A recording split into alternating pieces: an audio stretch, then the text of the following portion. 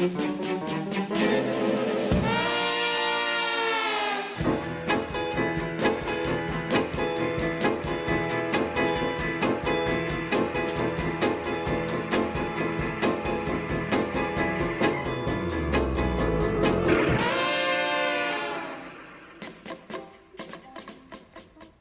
up, guys? We're talking about my latest review for the final monster I played as, being Jaguar. Yes, everyone's fan favorite robot from the 70s film Godzilla vs. Megalon.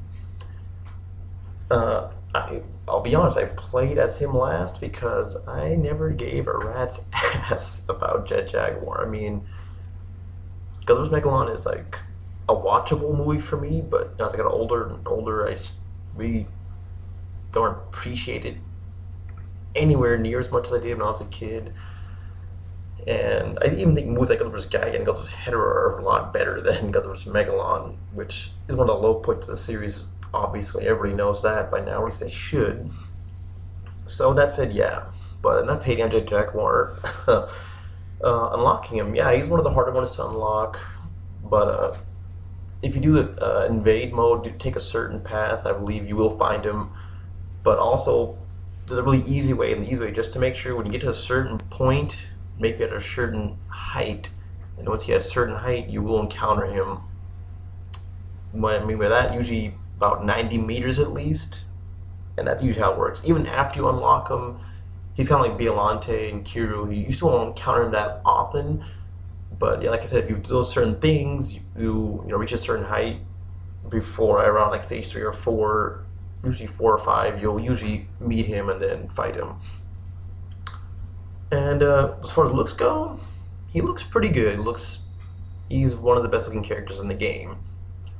And as far as combos go, he's interesting, I will admit. His X move is just like it's a running kind of thing. He runs at you, which is interesting, because it allows him to move really fast when you're playing defend mode. Obviously, he's a hero, he's only playable really in defend mode, as far as a God of Destruction mode.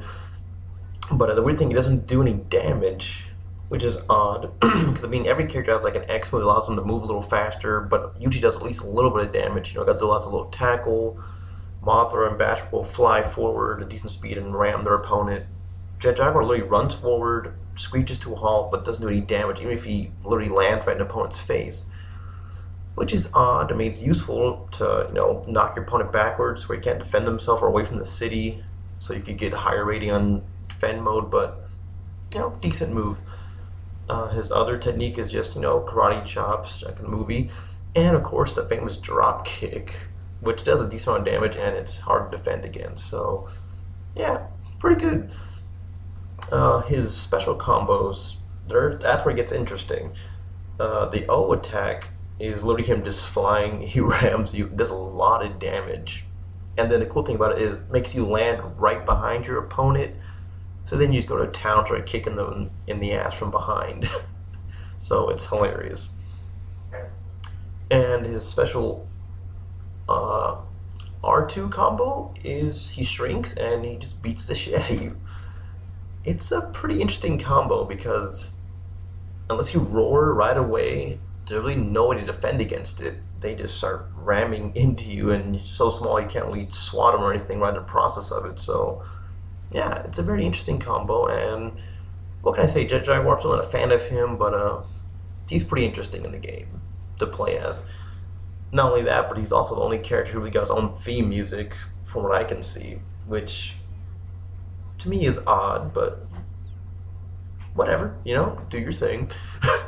So with that said, that wraps up my PS4 monster breakdown of the Godzilla game. So in future, I will probably do another video, covering every aspect of the game now that I've played it all the way through. My first review was just kind of my first initial thoughts from playing it the first few rounds. So I'll give up a final tally of what I believe it earned, what it's worth. And yeah, have a good day, G fans.